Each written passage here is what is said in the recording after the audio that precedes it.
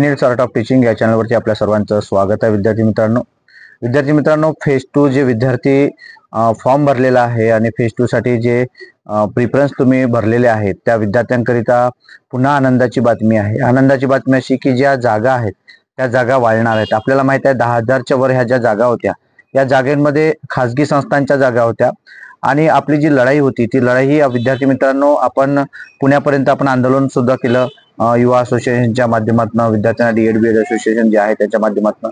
परंतु विद्यार्थी मित्रांनो शासनाने ह्या जागा काही वाढवल्या नव्हत्या, परंतु आता त्या जागा ज्या आहेत त्या वाढणार आहेत आणि पुन्हा जे आपण विद्यार्थ्यांनी प्रिफरन्स जे लॉक करायचे राहिलेले होते त्या सर्व विद्यार्थ्यांकरता पुन्हा आनंदाची बातमी आहे की ह्या ज्या जागा आहेत त्या जागा आपल्या वाढणार आहेत आणि जागा वाढल्यानंतर विद्यार्थी मित्रांनो आपल्याला संधी सुद्धा मिळणार आहे, कारण त्या जागा वाढल्या तर आपला कट ऑफ सुद्धा खाली येणार आहे. मग ही जी प्रिफरन्स तुम्ही लॉक केलेले नाहीत, परंतु काही विद्यार्थ्यांनी प्रिफरन्स तुम्ही साईन पण केलेले नाही आहेत आणि प्रिफरन्स जर तुम्ही दिलेले असेल, तुम्हाला जनरेट जे प्रिफरन्स झालेले आहेत तर ते प्रिफरन्स जे आहेत ते पुन्हा डिलीट करायचे आहेत. आपल्याला डिलीट आपण जरी नाही केले तर ते डिलीट पुन्हा जैसे ते होणार आहेत आणि आपल्याला पुन्हा रिजनरेट करायचे आहे, म्हणजे तुमचे प्रिफरन्स पुन्हा वाढू शकतात. त्यामुळे त्या विद्यार्थ्यांना संधी जास्त मिळणार आहे आणि जागा सुद्धा वाढणार आहे.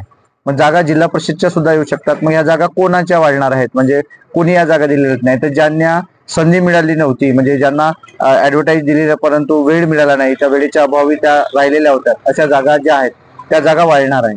मग या जागा किती वाढणार आहेत हे आपण अद्याप आपल्याला सांगता नाही, परंतु 1000 जागा वाढू शकतात किंवा 1,500 जागा वाढू शकतात. म्हणजे आपली ही जी फेज 2 ची जी भरती असणार आहे, जे विद्यार्थी 80% नंतरचे जे काही राहिलेल्या जागा आहेत म्हणजे 70% नंतरच्या, तर ह्या जागा विद्यार्थी मित्रांनो 10,000 म्हणजे 10,000च्या वर म्हणजे 11,000 12,000 पण जागा असू शकतात आणि ह्यात सुवर्ण संधी असणार आहेत. पण झेडपीच्या जागा येतील तर त्या विद्यार्थ्यांकरता जे आपण महत्वाचा विषय घेऊन आपण पुणे इथे गेले होतो त्यांच्यासाठीची ही मोठी बाब असणार आहे की आपण जिल्हा परिषद शाळेमध्ये सुद्धा आपण स्कोर चांगला असेल तर आपला त्या ठिकाणी नंबर लागू शकते.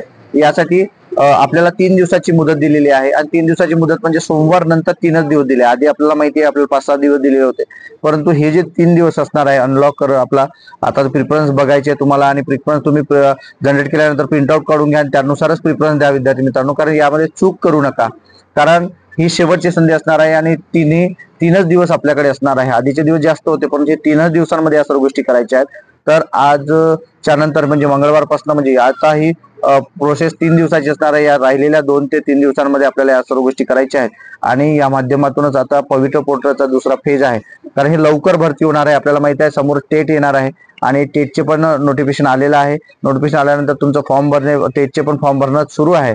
ज्यांना कमी स्कोर असेल, ज्यांना या फेज मध्ये लागतील ठीक आहे, परंतु त्यांनी सुद्धा एक्झाम फॉर्म भरायचा आहे आणि त्या माध्यमातून अभ्यास सुद्धा करायचा आहे. ही बाब महत्वाची आहे आणि अभ्यासाची बाब सुद्धा महत्वाची, जेणेकरून तुम्हाला इथे नाही जमलं तर तिथे स्कोर सुद्धा जास्त येणं गरजेचं असणार आहे विद्यार्थी मित्रांनो.